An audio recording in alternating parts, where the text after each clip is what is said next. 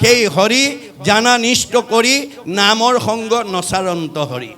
আপোনাৰ লগত কৃষ্ণ চৈতন্য হৈ আছে নে জড় হৈ আছে আপুনি ভাগৱত শুনিলে বুজি পাব। যাৰ কৃষ্ণ চবতে আছে কিন্তু কাৰোবাৰ ঘৰত জড় হৈ আছে আৰু জ্বৰৰ অৱস্থাত থকাসকল জীয়াতে মৰা বুলি কৈছে। সেইকাৰণে কপিলে মাকক কৈছে, মা তুমি জীয়া মানুহ দৰে থাকিবলৈ চেষ্টা কৰিবা। মাকে কৈছে, বোপাই মৰা মানুহ আছে নেকি? মা মৰা মানুহৰ সংখ্যাই পৰিয়ালত সমাজত পৰিৱেশত বেছি। কোনবিলাক মৰা মানুহ? সাধুৰ সংগে কৃষ্ণ কথা নুশুনে যি নৰ, জীৱন্ততে মৰা সিটো অধম পামৰ। আজিৰ দৰে সাধুৰ সংগত আহি মনত আনন্দ লগা কথা যি নুশুনে সি মনত বেয়া লগা কথাই শুনিব লাগিব। গতিকে ভগৱন্তৰ সৃষ্টিত দুটা, এটা ভাল এটা বেয়া, এটা দিন এটা ৰাতি, এটা পোহৰ এটা আন্ধাৰ, এটা ভক্তি এটা মায়া, তপ্তু বতুম দুটাৰ ভিতৰতে আমাৰ জীৱক লৈ আনন্দ কৰি আছে। গতিকে আজিৰ দৰে মন ভাল লগা কথা শুনিবলৈ যি নাহে সি মন বেয়া লগা কথাই শুনিব লাগিব। যাৰ মনটো বেয়া লাগি থাকে সি জীয়াতে মৰা। গতিকে জীয়াতে মৰা যাতে আমি হওঁ। তেতিয়া মাকে ক'লে, বোপাই জীয়া মানুহ হ'বলৈ কি কৰিব লাগিব? মা মোৰ শুনিৰ মল কথা কহন্ত শুনন্ত। মোৰ শুনিমল কথা যদি জানা পৰিয়ালক ক'বা, জীয়াৰী বোৱাৰীক ক'বা, ওচৰ চুবুৰীয়াক ক'বা, বন্ধু বান্ধৱক ক'বা। আৰু যদি নাজানা কাণ পাতি শুনিবা। শ্ৰোতা নহ'লে মা তুমি কোনোদিন জীৱনত বক্তা হ'ব নোৱাৰিবা। আনৰ ভাল কথা শুনাৰ যাৰ ধৈৰ্য নাই সি আনক ভাল কথা কোৱাৰ যোগ্যতা অৰ্জন কৰিব নোৱাৰে। মুত বিনে চিত্ত আন দেৱত নেদন্ত। মা মুত বিনে আন দেৱতাত মনোযোগ নিদিবা। কিয়? ব্ৰহ্মা আদি কৰি জীৱ যত ৰাম ৰাম ৰাম ৰাম ৰাম মায়া সজ্জা মাজে আশ্ৰয় ঘুমতি যায়। আপুনি মইনো কোন?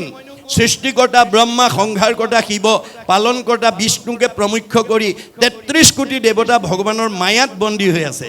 তেওঁলোক নিজেই আন্ধাৰত আছে। আন্ধাৰত থকা দেৱতাৰ আশ্ৰয় ল'লে কোনোবাই পোহৰ পাব নেকি? আন্ধাৰত বহি থকা মানুহ এজনৰ কাষত বহিলে কোনোবাই পোহৰ পাব নেকি?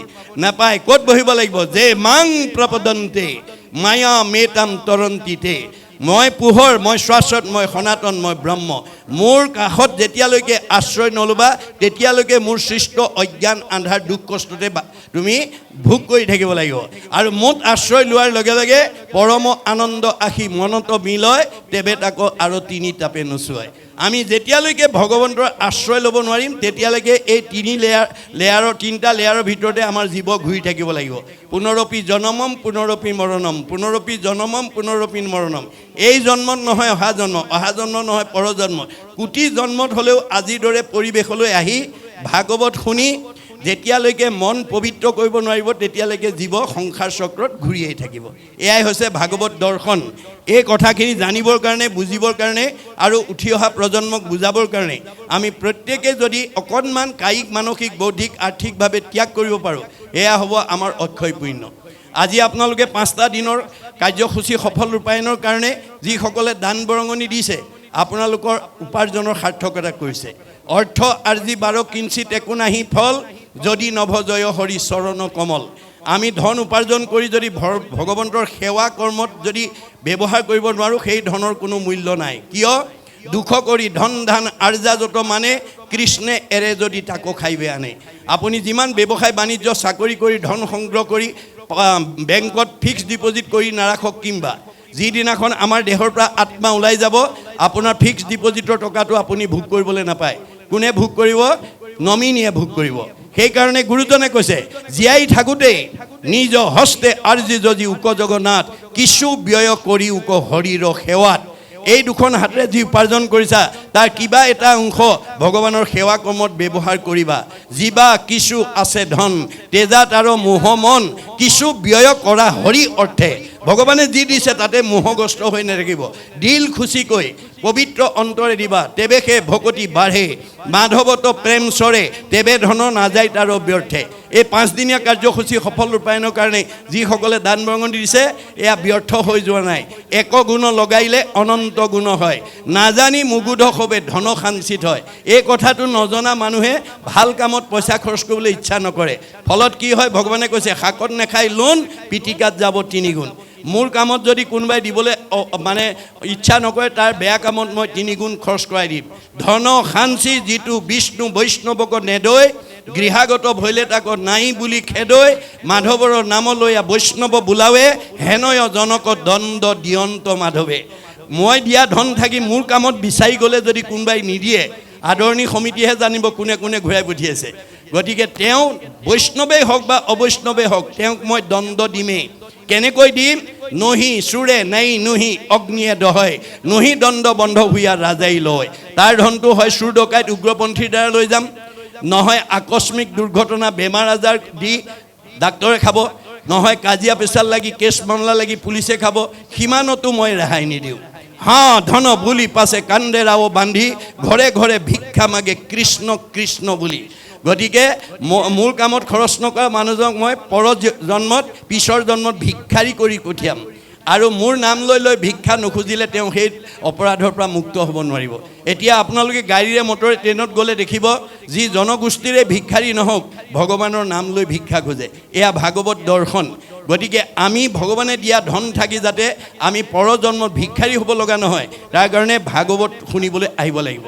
আমি কেনেকৈ উপাৰ্জন কৰিব লাগে, কেনেকৈ ভগৱানক পুজিব লাগে, ভাগৱতত কৈছে, ন্যায় উপাৰ্জিত বিত্ত শুদ্ধ আতিশয়, সেই বিত্তে ভগৱন্তক পুজিবে লাগয়। মানে আমি সৎভাৱে উপাৰ্জন কৰা অৰ্থৰে আমি ঈশ্বৰ সেৱা কৰিব লাগে। অন্যায়ভাৱে আনি পেলাই যদি আমি ভগতত লগাই পেলাই পাপ দূৰৰ কাৰণে বিচাৰে, সেইটো নহ'ব বুলি কৈছে। অভক্তৰ দ্ৰব্য মই নলওঁ সকলোৱে, যেন শিমলুৰ পুষ্প পৰি থাকে তলে। ভগৱন্তই সেই দ্ৰব্য কেতিয়াও গ্ৰহণ নকৰে। আপুনি ন্যায়কৈ আনিছে নে অন্যায়কৈ আনিছে, আমাৰ হৃদয়তে ভগৱন্ত আছে। সমস্ত ভূতৰে মই আছোঁ হৃদয়ত, চব কথা গম পায়। আমি ভগৱানক ঠগিব নোৱাৰোঁ। গতিকে আমি ভাগৱত শুনি এই বেয়া স্বভাৱবিলাক এৰিব লাগিব। গতিকে আপুনি এগুণ লগালে অনন্ত গুণ দিয়ে, এই তথ্যটো দ্ৰুপদী ক্ষেত্ৰত প্ৰমাণ দেখুৱাই থৈ গৈছে। আপোনালোকে সকলোৱে জানে ভগৱন্তৰ 16,108গৰাকী ভাৰ্যা, 8গৰাকী সকলোতকৈ ধুনীয়া, তেওঁলোকক অষ্টমহিষী বুলি কোৱা হয়। কৃষ্ণই বাকী সকলোতকৈ 8গৰাকীক বেছি মৰম কৰে, বেছি ভাল পায়। কিন্তু এই 8গৰাকীতকৈ আকৌ দ্ৰুপদীক বেছি ভাল পায়। এই কথাটো 8গৰাকীয়ে জনাৰ পিছত কৃষ্ণৰ ওপৰত খুব জেদ, যে আমি ইমান ধুনীয়া ধুনীয়া 8গৰাকী থাকোঁতে এওঁ আকৌ দ্ৰুপদীকো ভাল পায়। গতিকে কোনে কি ভাবে ভগৱন্তই জানে। এওঁলোকে মানে মই দ্ৰুপদীক কিয় ভাল পাওঁ, এই কথাটো যদি বাস্তৱ উদাহৰণৰ দ্বাৰা এওঁলোকক যদি দেখুৱাই সংস্কাৰ কৰিব নোৱাৰোঁ, অনাগত দিনত এওঁলোকে মোক এই কথা লৈয়ে জেদ কৰিব, ক্ষোভ কৰিব। গতিকে 8গৰাকীক সংস্কাৰ কৰি দিয়া উদ্দেশ্যে ভগৱন্তই তৎক্ষণাৎ মানে এটা কৰ্ম আঁচনি যুগুত কৰি অস্ত্ৰ পৰিচালনা কৰি আছে। অস্ত্ৰ আৰু দ্ৰুপদীক আমন্ত্ৰণ কৰিছে। অস্ত্ৰ পৰিচালনা কৰি থাকোঁতে হঠাৎ অস্ত্ৰ লাগি আঙুলি কাটি তেজ ওলালে। কৃষ্ণৰ আঙুলি তেজ ওলোৱা দেখি 8গৰাকীয়ে ফটা কাপোৰ বিচাৰি ভিতৰ সোমালে। সেই সময়তে দ্ৰুপদী আহি তেওঁৰ সন্মুখত উপস্থিত হ'ল আৰু কৃষ্ণৰ আঙুলি তেজ ওলোৱা দেখি তেওঁ অকণো অপেক্ষা নকৰি পিন্ধি যোৱা শাৰীখনৰ আঁচল এটা ফালি তৎক্ষণাৎ কৃষ্ণৰ আঙুলি বান্ধি তেজ ৰাখি দিলে। 8গৰাকীয়ে ফটা কাপোৰ লৈ আহি দেখে, কৃষ্ণৰ আঙুলি দ্ৰুপদীয়ে বান্ধিলেই, ভালেতো এওঁক ভাল পায়। সেইদিনাহে বুজি পাইছে কিয় ভাল পায়। অৰ্থাৎ কৃষ্ণই দৈহিকভাৱে নহয়, ভক্তিত ভাল পায়। গতিকে তেওঁলোক সংস্কাৰ হ'ল, কিন্তু দ্ৰুপদীয়ে এটুকুৰা বস্ত্ৰৰ ধাৰ লাগিল। এটুকুৰা বস্ত্ৰৰ ধাৰ অনন্ত বস্ত্ৰৰূপে পৰিশোধ কৰি দি জগতলৈ নিদৰ্শন এৰি থৈ গৈছে। কোনদিনা? যিদিনা ৰজস্বলা অৱস্থাত দুঃশাসনে দ্ৰুপদীক ৰাজসভাত বস্ত্ৰহৰণ কৰিছিল, সেইদিনাখন বস্ত্ৰৰ ধাৰ বস্ত্ৰৰে পৰিশোধ কৰি জগতলৈ নিদৰ্শন এৰি থৈ গৈছে। সেইকাৰণে দাৰ্শনিক পণ্ডিতে কৈছে, to be faithful to your land will be faithful to you. আপুনি মাটিডৰাক বিশ্বাস কৰি খেতি কৰিবলৈ শিকক। মাটিডৰাই কেতিয়াও আপোনাৰ বিশ্বাস ভংগ নকৰে। আপুনি ভগৱানক বিশ্বাস কৰি কৰ্ম কৰক। ৰাখে হৰি মাৰে কোনে, মাৰে হৰি ৰাখে কোনে, হৰিয়ে নাৰাখিলে জৰিয়ে ৰাখিব নোৱাৰে। এই সুদৃঢ় বিশ্বাস প্ৰহ্লাদৰ দৰে আমি যাতে হৃদয়ত প্ৰতিষ্ঠা কৰি আমি ভগৱানত বিশ্বাস ৰাখি যাতে কৰ্ম কৰি যাওঁ। ভগৱানক বিশ্বাসী কৰ্ম কৰিলে আপুনি ফলৱৰ্তী হ'বই।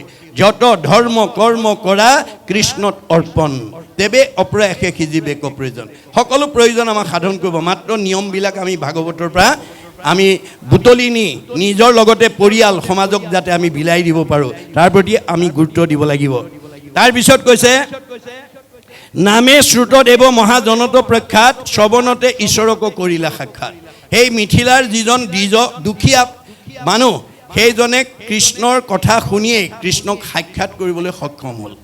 গতিকে এই তথ্যটো আমাক আমাৰ ব্ৰজধামৰ গোপীসকলৰ ক্ষেত্ৰত আমাক দেখুৱাই থৈ গৈছে। আপোনালোকে জানে, কুৰকংশক বধ কৰিবৰ কাৰণে অসুৰে যেতিয়া কৃষ্ণ বলৰামক ব্ৰজধামৰ পৰা আনিবলৈ গৈছিল, ব্ৰজৰ গোপীসকলে পঠাব খোজা নাছিল। কিন্তু অসুৰে ক'লে, হে গোপী সমস্ত, কুৰকংশৰ অত্যাচাৰত মথুৰাবাসী ত্ৰাহি মধুসূদন দেখিছে। কেইটামান দিনৰ কাৰণে কৃষ্ণক মোক দিয়া, কংসক বধ কৰাৰ পিছতে তোমালোকৰ ইয়ালৈকে আকৌ ঘূৰাই পঠিয়াম। তাক নাজানি বৃদ্ধাশ্ৰমলৈ খেদি পঠিয়াইছে। আমাৰ দশম স্কন্ধ ভাগৱতত ভগৱন্ত শ্ৰীকৃষ্ণই কুৰকংশক বধ কৰি অন্ধকাৰ কাৰাগৰৰ পৰা পিতৃ মাতৃক বসুদেৱ দৈৱকীক উলিয়াই আনি দীঘল দি পৰি কৈছে, হে পিতৃ মাতৃ, তোমালোকে মোৰ কাৰণে জীৱনত বহুত কষ্ট পালা। মই মানৱ জীৱনৰ 100টা বছৰ তোমালোকৰ ঋণ পৰিশোধ কৰিব নোৱাৰোঁ। যিটো পিতৃ মাতৃ জন্মিলেক দেহ পুখিলেক অনুদিন শতেক বৎসৰে সিটো পুত্ৰে তাৰ খুজিবে নপাৰে ঋণ। যি পিতৃ মাতৃয়ে জন্ম দি আমাক এই বিশ্ব সংসাৰ দেখুৱালে, আমাৰ মানৱ জীৱনৰ 100টা বছৰত আমি সেই পিতৃ মাতৃৰ ঋণ পৰিশোধ কৰিব নোৱাৰোঁ। তেনেস্থলত ভাগৱন্তৰ দৰ্শন নজনাৰ কাৰণে পুত্ৰ হুয়া যিটো পিতৃক নোপোষয় দুৰ্জন আতি আবাতি তাহাৰো মাংসক তাকে খুৱাবই জমৰ কিং কৰে কাটি। কোনোবা পুত্ৰই যদি বৃদ্ধ পিতৃ মাতৃক অৱজ্ঞা কৰে, অনীহা কৰে, অশ্ৰদ্ধা কৰে, তেওঁ ইমান দুখৰ দোষী হ'ব লাগিব, তাৰ মাংস কাটি কাটি জম কিং কৰে তাকেই খুৱাব। অকল সিমানেই নহয়, বৃদ্ধ পিতৃ মাতৃ গুৰু বন্ধুজন নোপোষে পিতৃ পুত্ৰক, নিশ্বাস কাৰণতে জীৱনতে থাকোঁতে জানিবা সিটো মৃতক। বৃদ্ধ পিতৃ মাতৃক অৱজ্ঞা কৰা সন্তান যদিও উশাহ নিশাহ লৈ জীয়াই আছে, সি জীয়াতে মৰা। গতিকে জীয়াতে মৰা সন্তান হিচাপে যাতে আমি সমাজত পৰিচয় দিব লগা নহয়, জীয়াতে মৰা সন্তান যাতে আমি জন্ম দিব লগা নহয়, তাৰ কাৰণে আপোনালোকৰ এই 13খন গাঁৱৰ আদৰ্শৰে আমি প্ৰত্যেকখন গাঁৱে ভাগৱতৰ চৰ্চা কৰিব লাগিব। যদি জীৱন্ত অৱস্থাত প্ৰথম স্কন্ধৰ পৰা দ্বাদশ স্কন্ধ ভাগৱত শুনাৰ সৌভাগ্য ল'ব পাৰে, আপুনি জীৱন্ততে পৰীক্ষিতৰ দৰে মুক্তি পথ প্ৰশস্ত হৈ যাব। এই তথ্য আমাক দি আছে। আজি ভাগৱতৰ তথ্য নজনাৰ কাৰণে আজি আমাৰ ইজনে সিজনক হিংসা কৰি, ইজনে সিজনক দুখ দি নিজে সুখী হ'ব বিচাৰি আছে। এই স্বভাৱটো আমাৰ ভাগৱতে নাকচ কৰিছে যে আমি কেতিয়াও মোৰ নিজৰ সুখৰ কাৰণে আনৰ এজনক দুখ দিব নালাগে, মোৰ পৰিয়ালটো সুখৰ কাৰণে আন এটা পৰিয়ালক যাতে আমি দুখ দিব লগা নহয়। সৰ্বপল্লী ৰাধা কৃষ্ণনে কৈছে, we need not cut down the tree to get at the fruit. আমি গছ এজোপাৰ ফলখিনি পাবৰ কাৰণে গছজোপাৰ গুৰিটো কাটিব নালাগে। In order to perfect human society it is not necessary for us to destroy the family or the nation. আমি এটা জাতি বা সমাজৰ নিজৰ উপকাৰৰ কাৰণে আনক যাতে দুখ দিব লগা নহয়। দুখ দিব পাৰিব, কি হ'ব? পাপ আয় পৰপীড়নম। আপুনি নিজৰ সুখৰ কাৰণে যদি আনক দুখ দিয়ে, আপোনাৰ পাপ হ'ব। পাপ হোৱাৰ লগে লগে আপোনাৰ জীৱনলৈ দুখ দুৰ্গতি নামি আহিব, আয়ুস কাটি দিব। 100 বছৰ ভোগ কৰিবলৈ নাপায়।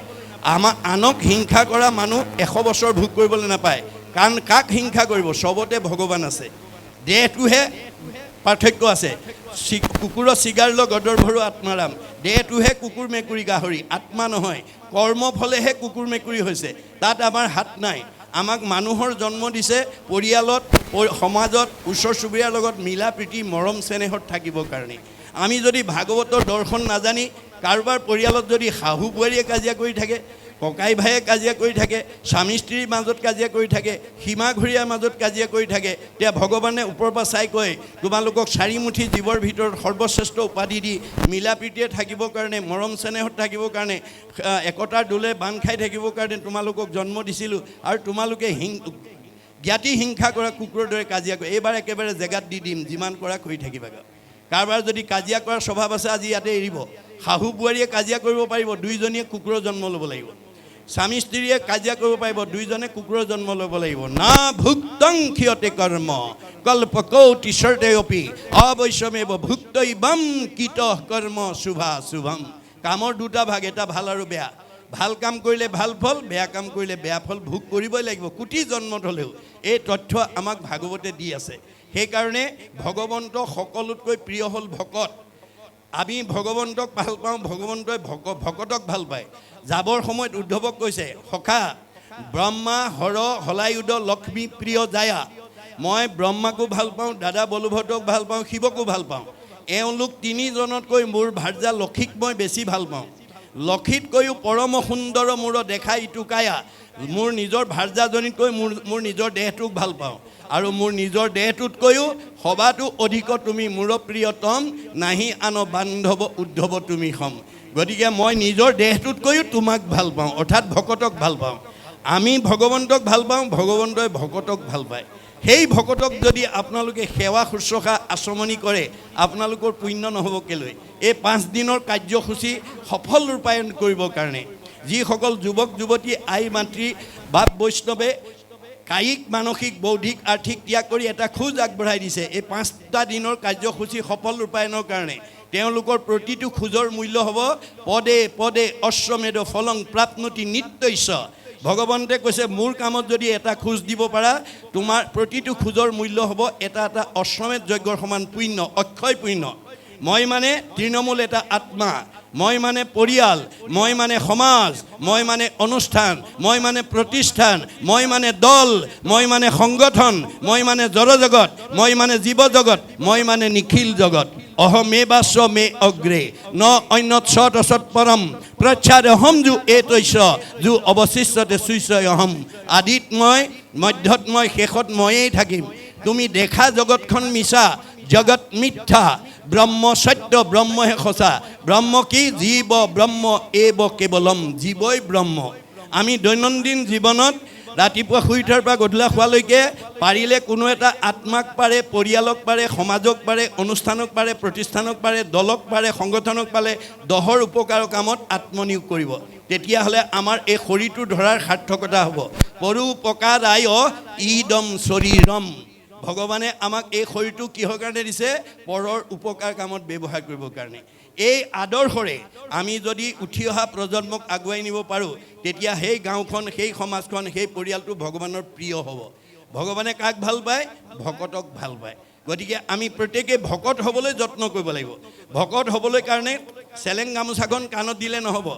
আমি মানে কলি যুগৰ মানুহ হৈ পেলাই ভগৱন্তৰ হাজাৰটা নামৰ পৰা এটা নাম যদি আপোনাৰ পৰিয়ালৰ কোনোবা সদস্যৰ মুখত নিশ্চিত হয়, হৰি নাম ঘোষি কলি যুগত নিশ্চয় হুইবেক লোক ভকত। ভগৱন্তৰ হাজাৰটা নামৰ পৰা এটা নাম যাৰ মুখত নিশ্চিত হ'ব, 1000 এফাকি ঘোষাৰ পৰা যি এফাকি ঘোষা গাব পাৰিব সেইজনেই ভকত।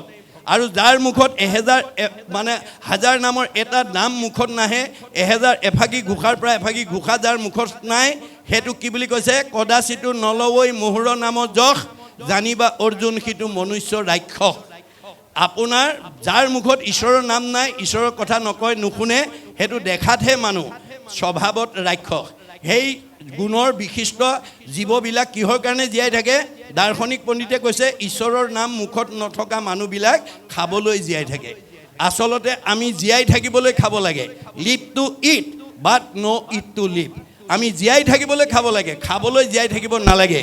এই দৰ্শনটো নজনাৰ কাৰণে আজি আমাৰ সমাজত খাবলৈ জীয়াই থকা মানুহৰ সংখ্যা বেছি। জুতিয়ে বুদ্ধিয়ে দিলেই ভাল, নহ'লেই কাল। যাৰ কাৰণে লক্ষী স্বয়ম্বৰত লক্ষীয়ে তেনেকুৱা গুণবিশিষ্ট ৰজাক নাকচ কৰিছে। কাক? দৈত্যগুৰু শুক্ৰাচাৰ্যক। দৈত্যগুৰু শুক্ৰাচাৰ্যৰ ওচৰলৈ লক্ষী গৈ কৈছে, জানো দৈত্যগুৰু শুক্ৰ হুন্ত মহাজ্ঞানী, তথাপি নেৰন্ত সংগ লোভাবিষ্ট প্ৰাণী। দৈত্যগুৰু শুক্ৰাচাৰ্য এজন জ্ঞানী মানুহ বুলি মই জানো, কিন্তু বৰ লোভিয়া। লোভিয়াতো পৰে সংসাৰত নাহি মন্দ, জুতি খাইবে নপাইলে লগাইবে নিতে দণ্ড। এনেকুৱা লোভিয়া মানুহক যদি মই স্বামী বৰণ কৰোঁ, অনাগত দিনত জুতিয়ে বুদ্ধিয়ে খুৱাব নোৱাৰিলে এওঁ সদায় মোৰ লগত কাজিয়া কৰিব। এনেকুৱা স্বামী কেতিয়াও স্বামীৰ গ্ৰহণযোগ্য নহয়। মনত ৰাখিব কথাটো। গতিকে কাৰোবাৰ লোভ চুপ বেছি আছে যদি আজিৰ পৰা অলপ অলপ এৰিব আৰু দেই। আমাৰ মানে পৰশুৰামৰ ওচৰলৈ গৈ গৈছে, আচন্ত পৰশুৰাম হুন্ত ধৰ্মমতী, একোৱে প্ৰাণীত টান নাহি মিত্ৰৱতী। পৰশুৰাম এজন ধাৰ্মিক মানুহ হয়, কিন্তু কাৰো প্ৰতি মৰম নাই। ইহাংক বৰিলে মূৰ নৰৈব অৱস্থা, নিৰ্দয় পুৰুষে নুবুজয় দুখ বেথা। যে এনেকুৱা মৰম নাইকিয়া স্বামীক যদি মই স্বামী বৰণ কৰোঁ, ভৱিষ্যতে মোৰ কিবা দুখ কষ্টৰ কথা, ভাৰ্যাৰ দুখ কষ্টৰ কথা মৰম নাইকিয়া স্বামীয়ে উপলব্ধি কৰিব নোৱাৰিব। গতিকে এওঁ কেতিয়াও মোৰ স্বামীৰ উপযোগী হ'ব নোৱাৰে। গতিকে কাৰোবাৰ মৰম কমি আছে যদি আজিৰ পৰা অলপ বঢ়াব দেই, কাৰণ মৰম নাইকিয়া স্বামীক ভাৰ্যাই কেতিয়াও ভাল নাপায়। গতিকে ভাৰ্যাৰ প্ৰিয় হ'বলৈ হ'লে স্বামীৰ মৰম থাকিবই লাগিব। এনেধৰণে মানে দুৰ্বাসাক খঙাল কাৰণে নাকচ কৰিছে, আৰু মানে বিধাতা ব্ৰহ্মাক অতি কামুক কাৰণে নাকচ কৰিছে, আৰু ইন্দ্ৰক অতি ভয়াতুৰ কাৰণে নাকচ কৰিছে, চাৰি সিদ্ধক ব্ৰহ্মজ্ঞানী আসক্ত শূন্যৰ কাৰণে নাকচ কৰিছে। এনেকৈ বেয়া গুণবিলাক নাকচ কৰি কৰি অৱশেষত মানে বিষ্ণু স্বৰূপ বৰক মাল্য প্ৰদান কৰিছে। এই তথ্য আমাক ভাগৱতে দি আছে। সেইকাৰণে উঠি অহা যুৱক যুৱতীসকলে যদি কোনোবা যুৱকে ভাল জীৱন সংগিনী কন্যা যদি পাব বিচাৰে, ভাগৱত শুনি ল'ব লাগিব। আৰু উঠি অহা গাভৰু ছোৱালীবিলাকে যদি ভাল স্বামী জীৱন সংগিনী হিচাপে পাবলৈ বিচাৰে ভাগৱত শুনিব লাগিব। ভাগৱতৰ বিনা জীৱনশৈলীৰ পথ আমি কোনেও মানে আৱিষ্কাৰ কৰিব নোৱাৰিম। গতিকে ভাগৱতত আমাৰ সকলো জীৱনশৈলী জীৱন পদ্ধতি নিয়মবিলাক দিয়া আছে। সেইকাৰণে মই এই আপাহতে আহ্বান জনাইছোঁ। আৰু তাৰপিছত কৈছে আছিলন্ত শান্ত এক দ্বিজ মহাজন কৃষ্ণৰো পৰম প্ৰিয় ভকত শোভন। সেই মিথিলা নগৰত এজন বিপ্ৰ আছিল, জিঢ় আছিল, ব্ৰাহ্মণ আছিল। তেওঁ কি কৈছে কি বুলি কৈছে যে তেওঁ মহাজন, তেওঁ এজন শান্ত প্ৰকৃতিৰ মানুহ আৰু তেওঁ মানে কৃষ্ণৰো পৰম প্ৰিয় ভকত শোভন। আপুনি যদি ঈশ্বৰৰ প্ৰিয় হ'ব পাৰে আপোনাৰ চেহেৰা ভাল হ'বই, আপোনাৰ মন আনন্দত থাকিবই, আপোনাৰ পৰমায়ুস বাঢ়িবই। মনত ৰাখিব কথাটো, আপুনি ঈশ্বৰৰ প্ৰিয় হ'ব লাগিব। আৰু ঈশ্বৰৰ প্ৰিয় হ'বলৈ হ'লে আমি কি কৰিব লাগিব? যিটো নাম লয় হৰি তাৰ হয়, ই কোনো ৰহস্য বৰে। আপুনি ঈশ্বৰৰ প্ৰিয় হ'বলৈ হ'লে ঈশ্বৰক আপোনাৰ ঘৰত ৰাখিব লাগিব। ঘৰ দুখন, এখন আমাৰ এই মনুষ্য দেহটোকো ঘৰ বুলি উদ্ধৱক চিনাকি কৰি দিছে। মহুৰ সেৱাৰ যোগ্য মনুষ্য শৰীৰ ইহাকে বুলিয়ক গৃহ জানা মহাবীৰ। এইখন এখন ঘৰ। প্ৰথম আপুনি এইখন ঘৰত কৃষ্ণক ৰাখিবলৈ হ'লে কৃষ্ণৰ নাম ল'ব।